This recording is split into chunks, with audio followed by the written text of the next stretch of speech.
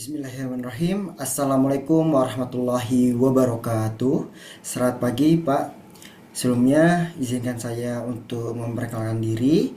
Nama saya Muhammad Rifki Septiono dengan NIM 215111095 dari jurusan Teknik Sipil. Terima kasih atas kesempatan yang telah diberikan.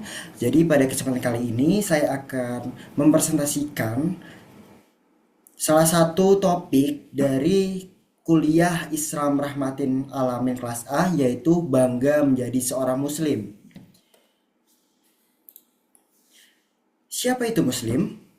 Muslim adalah sebutan bagi orang yang memeluk agama Islam. Islam berasal dari beberapa kata. Yang pertama, assalamu, yang artinya damai atau perdamaian. Yang kedua, salim, yang artinya bersih atau suci. Yang ketiga adalah istaslamah, yang artinya berserah diri. Yang keempat adalah salam, yang artinya sekamat atau keselamatan. Yang terakhir adalah aslama, yang artinya taat atau berserah diri. Lantas apa saja sih keistimewaan Islam? Yang pertama, agama yang diterima di sisi Allah Subhanahu wa taala. Islam adalah agama yang diakui Allah Subhanahu wa taala, tidak menerima agama selain Islam setelah diutusnya Nabi Muhammad SAW. Yang kedua adalah Islam agama yang sempurna. Islam adalah agama universal, syariatnya menyeluruh bagi seluruh makhluk, ajarannya sempurna, tidak ada yang kurang, dan tidak ada satu permasalahan pun kecuali Islam telah menjelaskan hal tersebut. Dan terakhir, keistimewaan Islam adalah Allah menjaga agama Islam. Agama Islam yang mulia ini selalu terjaga dari masa ke masa. Oleh karena itu, kita mendapati dakwah para nabi dan rasul dari masa ke masa. Tidak ada yang berbeda. Ajaran dan ajaran mereka pun semuanya satu tujuan, yaitu mendakwah tauhid, memurnikan ibadah hanya kepada Allah SWT, yang semua ini adalah makna dari kalimat Islam. Lantas, kenapa sih kita harus bangga terhadap Islam? Islam adalah agama yang memberikan pedoman hidup menyeluruh, hubungan dengan Allah hingga hubungan dengan sesama manusia dan alam. Sebagaimana seorang muslim, kita memiliki banyak alasan untuk bangga. Islam tidak hanya membentuk kehidupan spiritual, tetapi juga mendorong umatnya untuk berkontribusi pada kemajuan ilmu pengetahuan, menjaga hubungan sosial yang baik, dan menciptakan dunia yang lebih adil dan damai. Dalam konteks mahasiswa atau profesional, menjadi seorang muslim berarti memiliki tanggung jawab besar untuk menampilkan nilai-nilai Islam dalam kehidupan sehari-hari, sebagaimana menjadi contoh yang baik bagi masyarakat.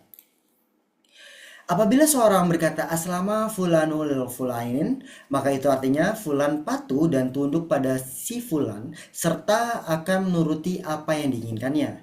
Dalam konteks Islam, maka makna taat dan patuh seperti berserah diri kepada Allah Subhanahu wa taala dengan mentauhidkannya dan memurnikan amalan hanya untuk kepada Allah Subhanahu wa taala, menjalankan semua perintah dan menjauhi segala larangannya.